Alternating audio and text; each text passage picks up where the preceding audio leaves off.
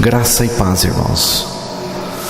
Gostaria de rever um texto com os irmãos, lá em 1 Tessalonicenses, capítulo 2, versos de 1 a 10.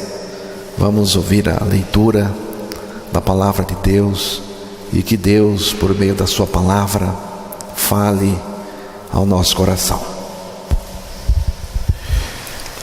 Porque vós mesmos, irmãos, bem sabeis que a nossa entrada para convosco não foi vã, mas mesmo depois de termos antes padecido e sido agravados em Filipos, como sabeis, tornamo-nos ousados em nosso Deus para vos falar o Evangelho de Deus com grande combate.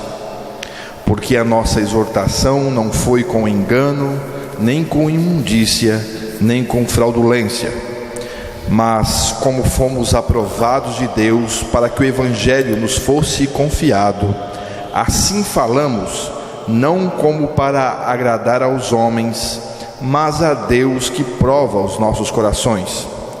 Porque, como bem sabeis, nunca usamos de palavras lisonjeiras, nem houve um pretexto de avareza, Deus é testemunha. E não buscamos glória dos homens, nem de vós, nem de outros, ainda que podíamos, como apóstolos de Cristo, ser-vos pesados. Antes fomos brandos entre vós, como a ama que cria seus filhos.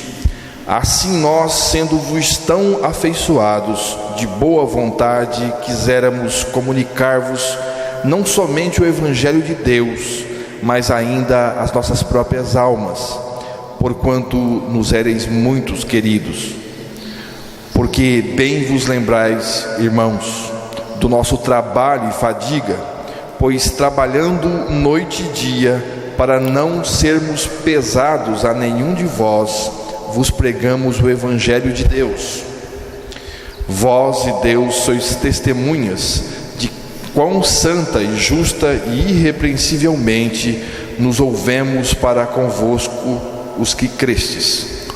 Que Deus revele a sua palavra para nós, em nome de Jesus. Alguém me inquiriu acerca do nosso ministério, do ministério desta igreja, nossos pregadores e também a nossa mensagem, o que vocês pregam e como vocês pregam. Pregamos o Evangelho de Deus e procedemos de acordo com os critérios do Evangelho. Procuramos seguir o que diz a Escritura, o que diz a palavra de Deus e mais nada. Pregamos a mensagem da cruz com o mesmo enfoque que Deus dá, a mensagem da cruz em sua palavra. E este texto que foi lido para nós nos mostra o que Paulo pregava e como ele pregava, como ele exerceu seu ministério, ou seja, o que ele pregou e como ele pregou. E nós aqui nos identificamos com o que foi ensinado neste texto. Vamos voltar ao verso 2. Mas mesmo depois de termos antes padecido e sido agravados em Filipos, como sabeis, tornamo-nos ousados em nosso Deus para vos falar o Evangelho de Deus com grande combate.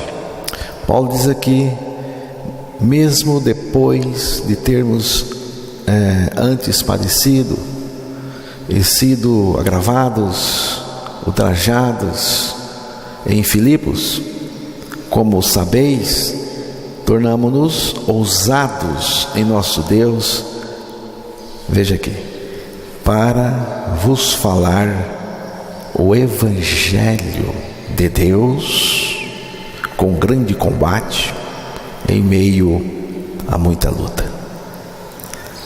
Para vos falar o Evangelho de Deus. A mensagem é o Evangelho de Deus. A palavra Evangelho está designando tanto o conteúdo como também o seu anúncio, o anúncio do Evangelho. O que é o Evangelho? O que é o Evangelho? Eu gosto de Gálatas 2:20, quando o assunto é o Evangelho. Penso que o texto de Gálatas 2:20 define o Evangelho para nós. O que é o Evangelho, o conteúdo do Evangelho. Já estou crucificado com Cristo, e vivo não mais eu, mas Cristo vive em mim. E a vida que agora vivo na carne, vivo-a pela fé do Filho de Deus, o qual me amou e se entregou a si mesmo por mim. O Evangelho é Cristo mesmo, e o Evangelho tem tudo a ver com a morte, a ressurreição de Cristo, e a nossa morte com Cristo, a nossa ressurreição com Cristo, a vida de Cristo em nós. Eu gosto de olhar para Gálatas 2:20 da seguinte forma: já estou crucificado com Cristo. Já estou crucificado com Cristo. Isto significa que estou morto. Estou crucificado mesmo com Cristo. Estou acabado. Estou encerrado. Estou finalizado como velho homem ali na cruz em Cristo. Jesus também nos disse como que Ele nos crucificou com Ele. E eu, quando for levantado da terra, todos atrairei a mim mesmo. A mim mesmo. Ele está falando de uma identificação profunda. Ele está falando que Ele nos colocou nele lá na cruz, quando Ele foi crucificado. O Evangelho de João 12:32 é o texto que eu acabei de citar para os irmãos. Então, estou crucificado com Cristo significa que estou morto com Cristo. Ele me crucificou. O velho homem foi crucificado com Ele. O projeto de Deus é crucificar o pecador, é crucificar o velho homem, o eu. E Jesus, lá na cruz, nos atraiu para Ele, para que nós pudéssemos ser crucificados juntamente com Ele. De fato, fomos crucificados com Ele, porque aqui a palavra do Senhor está nos dizendo: estou crucificado com Cristo. E vivo não mais eu, mas Cristo vive em mim. Isto significa substituição. Não é uma adição, mas uma substituição radical. Ele, o Senhor, substituiu a nossa vida pecadora por Cristo em nós. O projeto de Deus, irmãos, é substituir você por Cristo. Eu fui substituído no meu interior por Cristo. Não mais eu, mas Cristo vive em mim. Substituição. Isto foi o que Cristo fez, né? Naquela cruz, na ressurreição, quando Ele nos crucificou com Ele, também nos ressuscitou com Ele. Cristo vive em nós. Cristo vive em nós. O que é o Evangelho? O Evangelho é: eu estou crucificado com o Cristo. Cristo vive em mim. O que Cristo vive em mim? Irmãos, pelos critérios do Evangelho, nós morremos e ressuscitamos em Cristo. Jesus ressuscitou para viver naqueles que com Ele morreram e ressuscitaram. O que Cristo vive em nós? Cristo vive em nós a vida dele. Cristo vive em nós tudo o que Ele é. A vida que agora vivo no corpo, vivo-a pela fé do Filho de Deus. Isto significa crer que estou morto com Cristo e Cristo vive em mim diariamente. Não mais eu, mas Cristo em mim vivendo a sua vida. Então, o Evangelho consiste em que Cristo morreu por nós, nós morremos com Ele, e agora Cristo vive em nós. Cristo ressurreto vive em nós, em todas as circunstâncias. Ele, Jesus, exerce em nós a maior suficiência do universo, irmãos. Ele vive em nós com todo o poder, com todo o recurso que Ele tem, com toda a santidade. É o Evangelho de Deus. Isso é o Evangelho de Deus. Paulo está dizendo: estou crucificado com Cristo. Cristo vive em mim, eu não vivo mais. Cristo vive em mim. Paulo estava identificado com o Evangelho. O Evangelho não era só o que Paulo pregava, mas o Evangelho estava em Paulo. O Evangelho é Cristo. Cristo vivendo em nós tudo o que Ele é. Então, irmãos, é o Evangelho. No Evangelho, a morte e a ressurreição de Cristo são compartilhadas conosco. No Evangelho, a morte de Cristo é a nossa morte, a ressurreição de Cristo é a nossa ressurreição.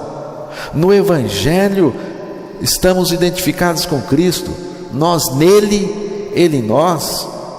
Cristo em nós é o projeto eterno de Deus, irmãos, desde antes da fundação do mundo. Cristo em mim, Cristo em nós, vivendo a sua vida justa e santa. Não tem nada melhor e também não tem nada maior do que isto. Ele exerce em nós toda a sua suficiência. Isto nos basta, isto me basta. Cristo morto por nós, nós mortos em Cristo e Ele vivendo em nós a sua vida justa e santa. Se for menos do que isso, não é o Evangelho. Não é. Cristo é o Evangelho. O Evangelho é Cristo vivendo em nós. Todo o Evangelho se encerra em Cristo. Ele é o Evangelho eterno. Ele vivendo em nós, o que Ele vive em nós é toda a prática do Evangelho, irmãos. Então, a fé nesta verdade faz toda a diferença aqui e na eternidade. O Evangelho é Jesus compartilhando conosco sua morte e também a sua ressurreição, a sua vida. O Evangelho é uma mensagem que temos que pregar. O Evangelho é a única mensagem que Deus nos mandou pregar, aqui, fora daqui, em qualquer lugar, qualquer circunstância. O Evangelho é a única mensagem que Jesus nos mandou pregar, é também a única mensagem que tem poder para salvar o pecador. O Senhor Jesus nos disse o seguinte: enquanto estiverdes indo pelo mundo inteiro, pregai, anunciai o Evangelho a toda criatura. Marcos 16, verso 15. Não me envergonho do Evangelho, porque é o poder de Deus para a salvação de todo aquele que crê. Romanos 1, 16. E Jesus pregou o Evangelho. Jesus pregou o Evangelho. Marcos capítulo 1, verso 15. Jesus aparece anunciando o Evangelho, mostrando que é no Evangelho que nós temos que crer. E dizendo: o tempo está cumprido e o Evangelho de Deus está próximo. Arrependei-vos e crede no Evangelho.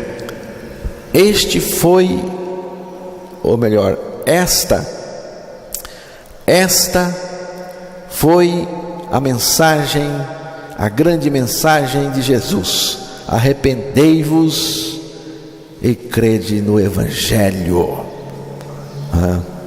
Arrependei-vos não é do que fazemos, mas do que somos.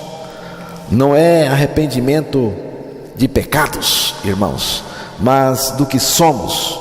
Somos pecadores por natureza, e é dessa natureza pecaminosa que devemos nos arrepender.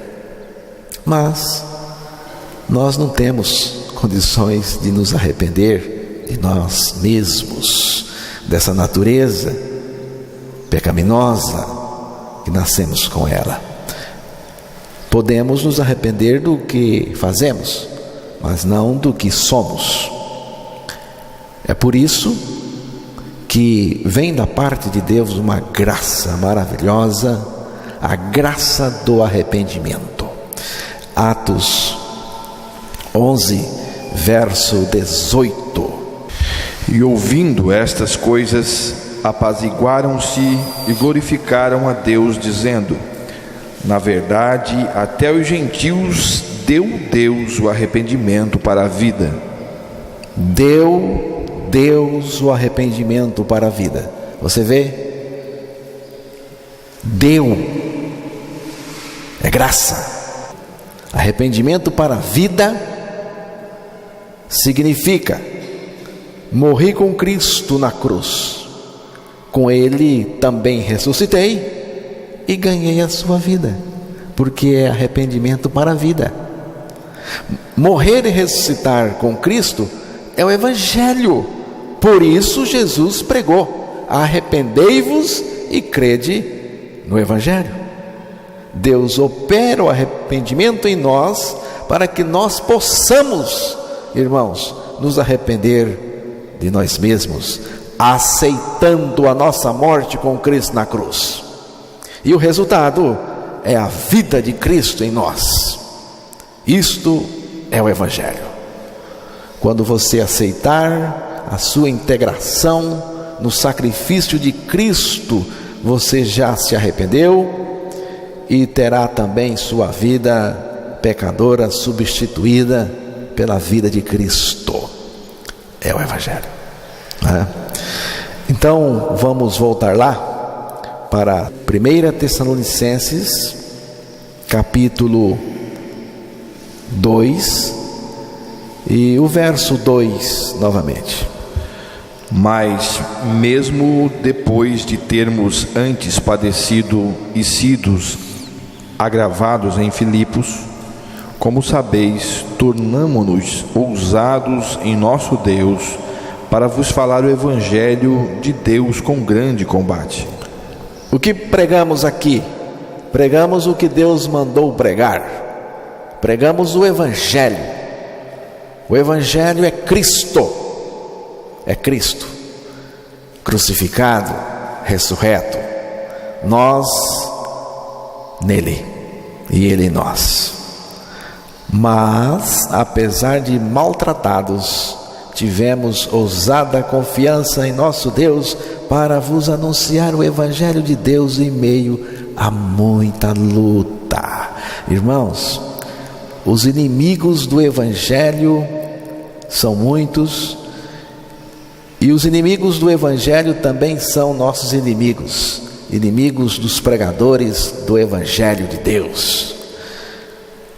E você viu aqui, não tem moleza para quem prega o Evangelho, não tem moleza, não é? Não tem vida boa neste mundo.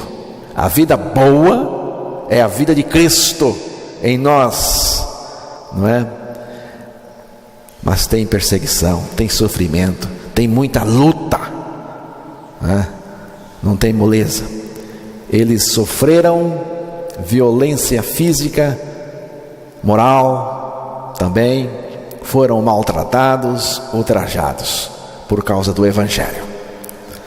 Mas eles foram providos de uma ousadia em Deus para anunciar o Evangelho de Deus em meio a muito sofrimento, a muita luta. Essa ousadia que Paulo diz, não veio dele, irmãos. Essa ousadia não veio dele, veio de Deus. Essa coragem foi dada por Deus. Ele diz aí, em nosso Deus tivemos ousadia, em nosso Deus. Em significa identificação com Deus, significa que Deus estava nele e ele em Deus, significa em Cristo, nós nele e ele em nós. Então, irmãos, podemos sofrer na pele, na moral, em meio a muitas lutas, mas estamos sendo encorajados para anunciar o Evangelho de Deus. As lutas, os sofrimentos, as pressões, as perseguições acompanham aqueles que anunciam, que pregam o Evangelho de Deus, não é? E qual é o caráter do Evangelho? Qual é a característica do Evangelho?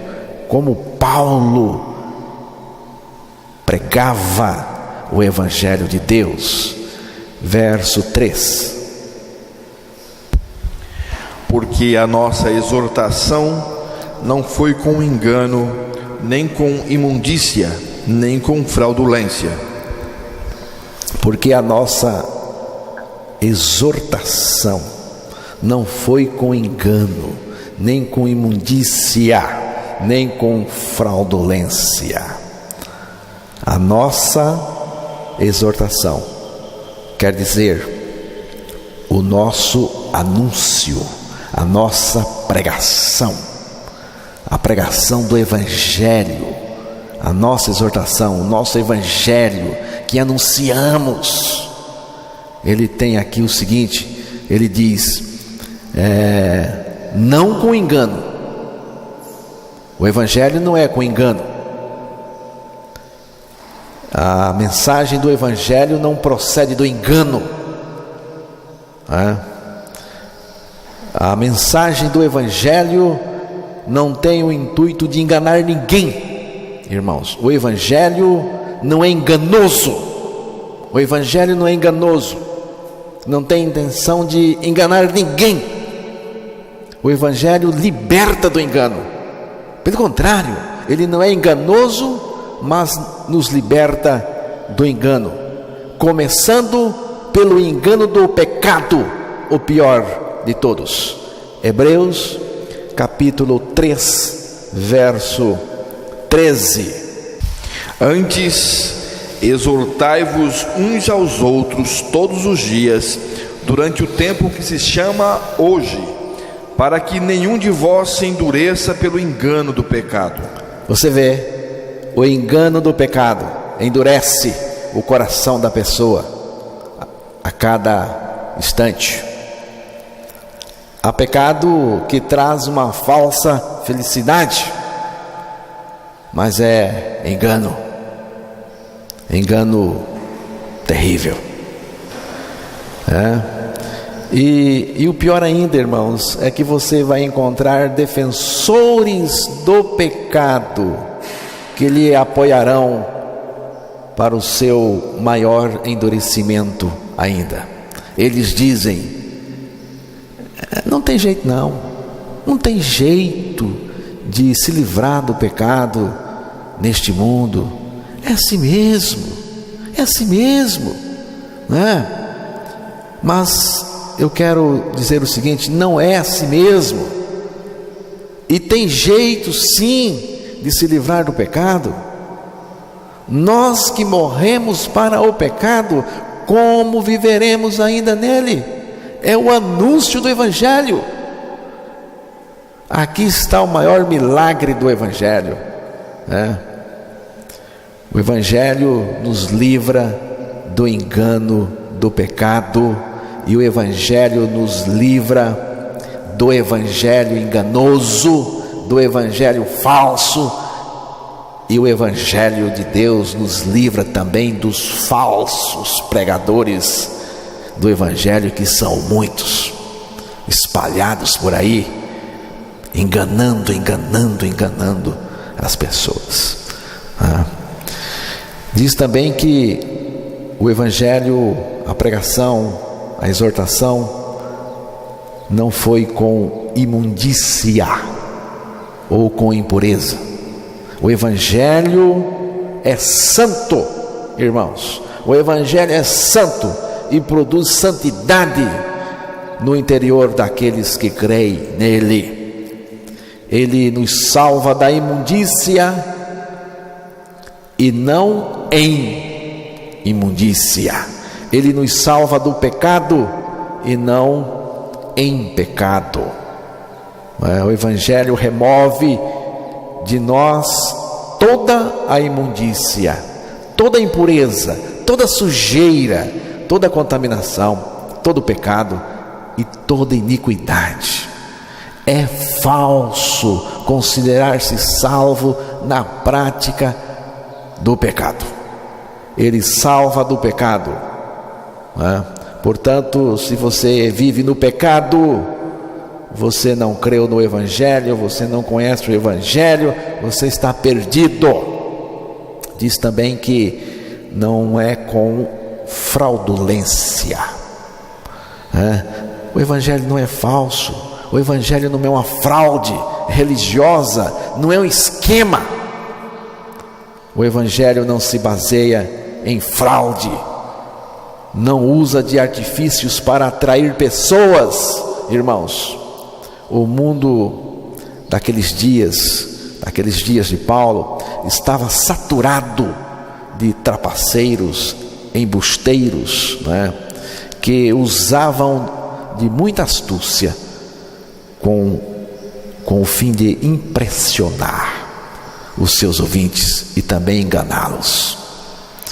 E nos nossos dias, muito mais ainda, Paulo também mostra a sua procedência, a nossa procedência, a procedência daqueles que creram no Evangelho, está aí no verso 4, você pode ler para nós.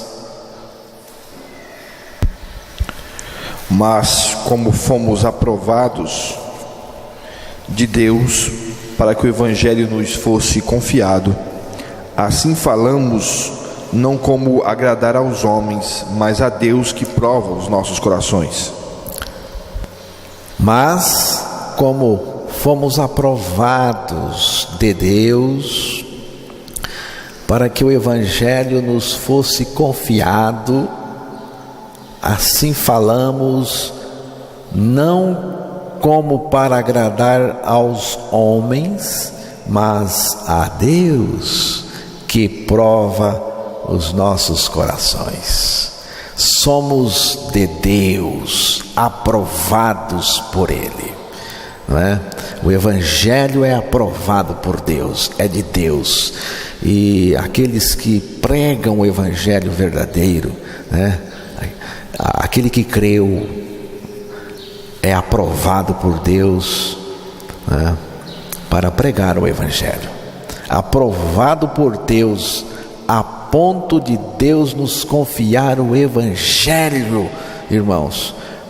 Como nós podemos ser aprovados por Deus, para Deus nos confiar o seu evangelho tão maravilhoso, libertador e salvador. A palavra do Senhor nos diz: examinai-vos a vós mesmos, se realmente estáis na fé. Provai-vos a vós mesmos. Ou não sabeis, quanto a vós mesmos, que Jesus Cristo está em vós? Se não é que já estáis reprovados. Você vê? Quando estamos crucificados com Cristo e Cristo está em nós, Deus confia em nós para anunciarmos o seu evangelho grandioso.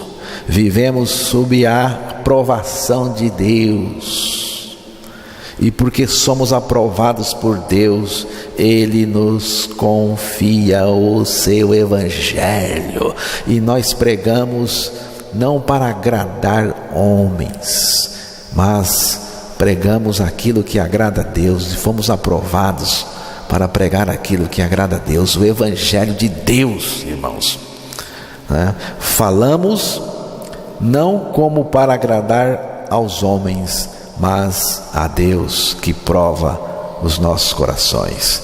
Quem prega o evangelho de Deus não prega para agradar aos homens, mas a Deus. O evangelho não é uma mensagem que o povo quer ouvir, mas é a mensagem que o povo precisa ouvir.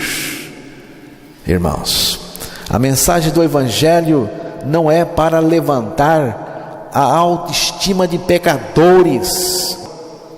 O evangelho não é para levantar a estima de pecadores, mas para apontar os pecadores crucificados com Cristo.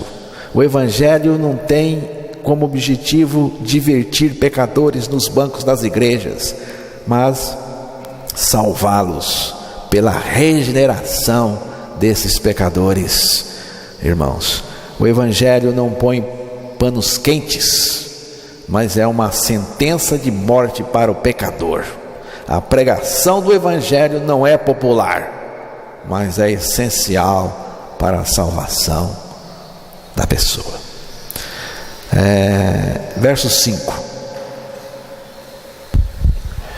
Porque, como bem sabeis, nunca usamos de palavras lisonjeiras, nem houve um pretexto de avareza. Deus é testemunha. Veja o que ele diz aqui acerca do evangelho, do anúncio, da pregação. Nunca usamos de linguagem de bajulação. A bajulação é um nojo.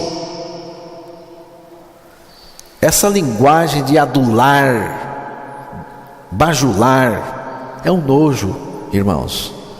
Você é especial, você é importante, você merece, é merecedor, e por aí vai. O bajulador é também conhecido como puxa-saco. Quem puxa saco, puxa tudo, até o tapete dos outros, ele puxa. Pregador, adulador é terrível, bajulação é nociva, e a bajulação de pastor, de pregador, é a mais nociva que existe.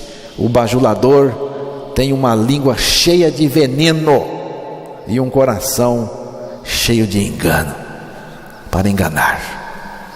Salmo 12, verso 2.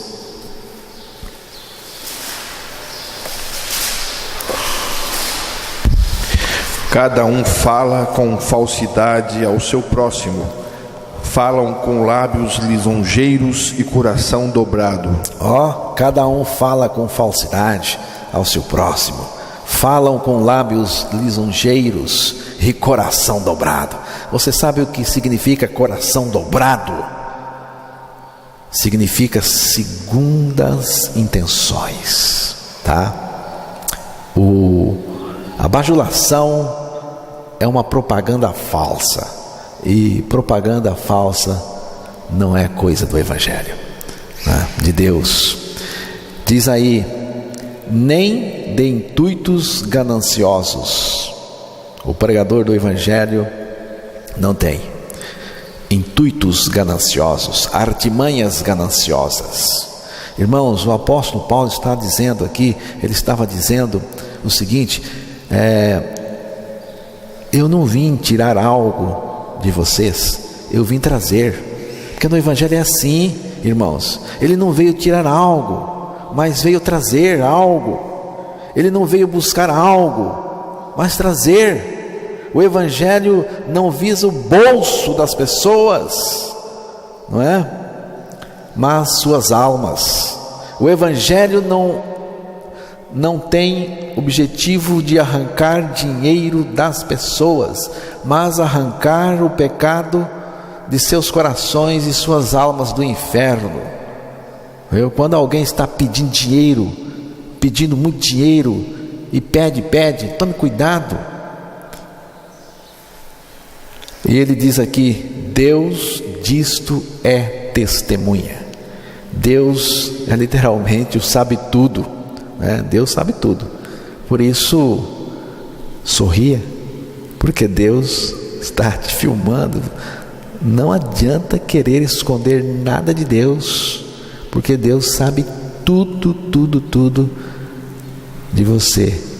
Tudo que você fez, vai fazer, Ele sabe tudo, tem tudo aí sob o seu conhecimento maravilhoso, né?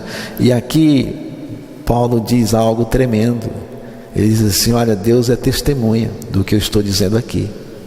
O evangelho que eu preguei tem essas características e Deus é testemunha. Ele diz: Deus é minha testemunha. Deus confirma tudo isto na minha vida. É o evangelho de Deus, é o ministério aprovado, é o trabalho aprovado que Deus aprova, né? Verso 6: E não buscamos glória dos homens, nem de nós, nem de vós, nem dos outros, ainda que podíamos, como apóstolos de Cristo, ser-vos pesados. Nunca nos dedicamos a buscar honrarias de vocês, nem de ninguém. Aqui está algo aninhado no interior do ser humano, esse sentimento de importância, né? Esse sentimento de querer honra, esse sentimento pecaminoso, terrível, né? Mas Deus arranca esse sentimento pela obra do Evangelho.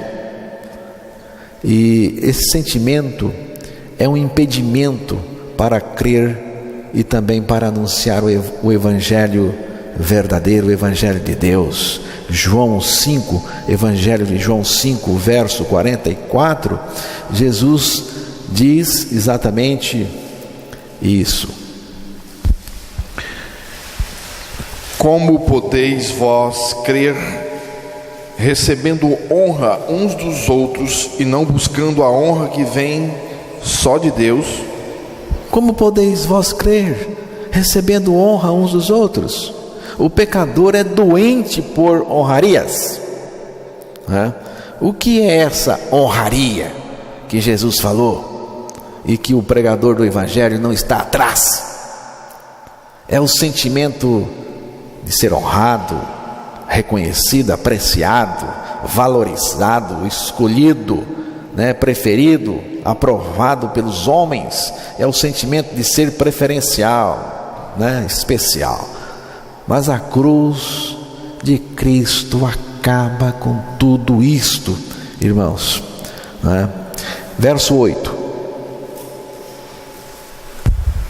Assim, nós, sendo-vos tão afeiçoados de boa vontade, quiséramos comunicar-vos não somente o Evangelho de Deus, mas ainda as nossas próprias almas, porquanto nos éreis muito queridos. Aqui está algo maravilhoso que o Evangelho produz em nós, irmãos. Assim, nós, sendo-vos tão afeiçoados, de boa vontade, quiséramos anunciar-vos não somente o Evangelho de Deus, mas ainda as nossas próprias almas, porquanto nos éreis muito queridos. Você vê? Aqui, tão profunda era a preocupação com aqueles irmãos que preferiu repartir com eles do que receber deles. Sua pregação, a pregação do Evangelho, não era algo profissional, fechada em um acordo trabalhista. Não, irmãos, era um derramamento. Você viu aqui um derramar da sua alma, era um doar da sua própria vida, de boa vontade, não é? Ele os amava, e o amor não olha para custo nenhum. Isto aqui é muito parecido com Jesus, porque Jesus nos disse que ele veio não para servir, mas para servir com a sua vida, com o seu Evangelho, irmãos, né?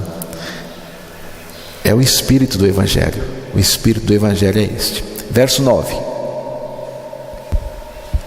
Porque bem vos lembrais, irmãos, do nosso trabalho e fadiga, pois trabalhando noite e dia, para não sermos pesados a nenhum de vós, vos pregamos o Evangelho de Deus.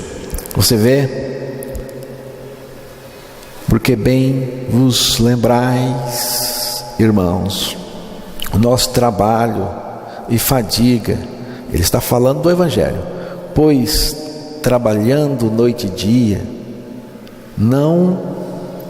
para não sermos pesados a nenhum de vós, vos pregamos o Evangelho de Deus. O Evangelho de Deus não visa lucro, irmãos.